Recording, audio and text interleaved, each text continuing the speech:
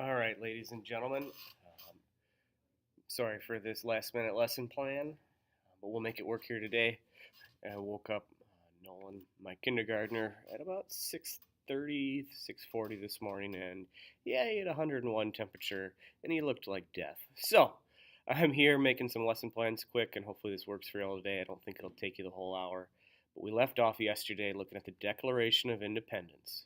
With that Declaration of Independence, we talked about the riskiness of that, obviously, as you're gonna, buck off and I said that with a B, ladies and gentlemen, we're gonna buck the good old Great Britain here. And when we sign this document, this is pretty much a death wish here, and it's a declaration of war. It's the breakup letter, and it has its ramifications. Now, this is a civics class, so we don't cover the war, but hopefully this isn't a surprise when the American Revolution is won. On our side here, the colonists, and we have America here. The problem with this here is 4 years during the war, we didn't really have a plan fully in place yet. We finally had to realize if we win this thing, we went to war to form our own new government. What is our government going to look like? What in the world are we going to do? How stupid would it be to get rid of Great Britain and then have a bunch of anarchy here? This is a problem, and we got to figure it out.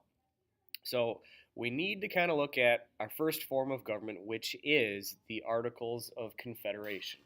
With the Articles of Confederation, maybe you've heard of this before last year in your U.S. history, but yeah, we don't jump into George Washington or the Constitution right off the bat. We don't go there. And as your notes say, with a nice little graphic organizer, our first government is the Articles of Confederation. In this government, we have no president.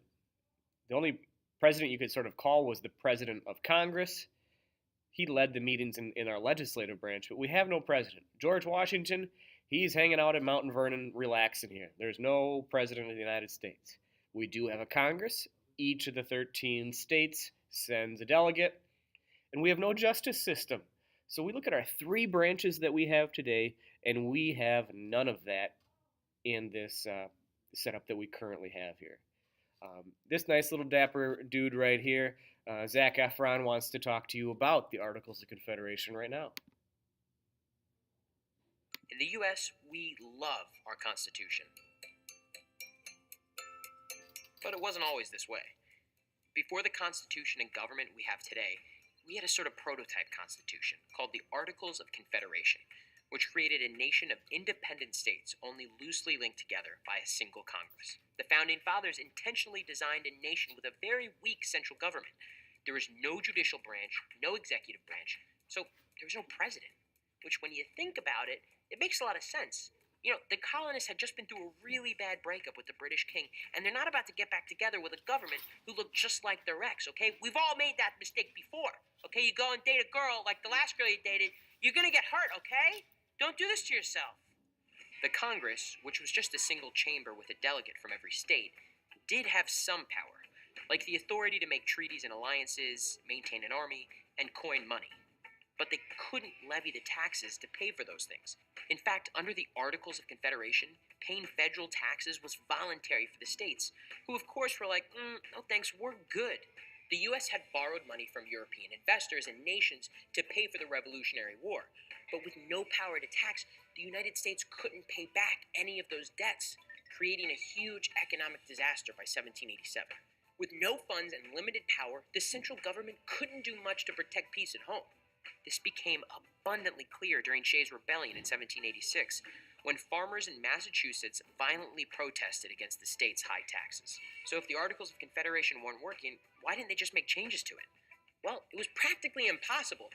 Amendments to the Articles needed unanimous consent, and the delegates from the 13 states had more opinions than a YouTube comment section. By the way, you should comment on this video right now. Say something nice about it. This weak Congress and a broke, ineffective federal government eventually proved to be too much of a burden on the United States. Because when 13 different state governments held all the power, nothing was getting accomplished. The Founding Fathers found this out the hard way. So they went back to the drawing board, drafting a new and improved Constitution, which is still the law of our land today. All right. Hopefully, this weird nerdy guy, who I'm obviously way cooler than, kind of explained this here to you. But as we kind of look at this, he talks about states having the power. We think today the federal government has the power. Yes, we have to listen to our state, but the federal government holds the most power today.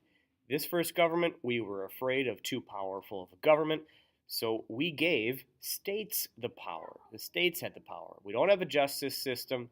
We don't have common currency. Each state is pretty much operating as their own sort of smaller foreign government here.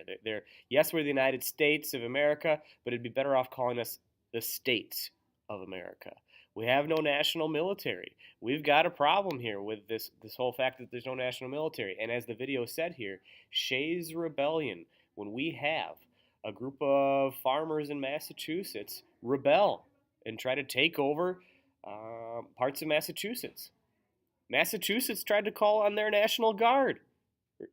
I don't know if we'd call it the National Guard, but their state militia. And it was the very people protesting, the farmers that were part of that militia. So they had nobody to put down this rebellion. It ends up taking a very, very rich citizen buying a militia from out of state. Literally, we have a rich person, a Mark Zuckerberg, if you will, or a Jeff Bezos, the owner of Amazon. Those types of people today had to use their own private money to buy a military to put this down because we didn't have a U.S. military government. And the other states said, we're not borrowing you our military. Fix your own problems. We weren't very united at this time, and we realized we have to go back to the drawing board.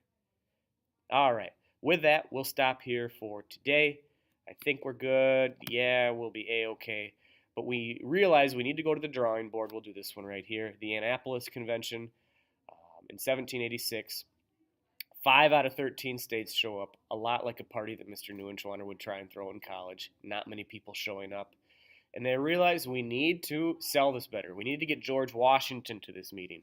We need to meet up with some more important people that can sell this, and we need to get everybody together. And they will. The next summer of 1787, that's when all the constitutional planning will happen for the very government that we have here today.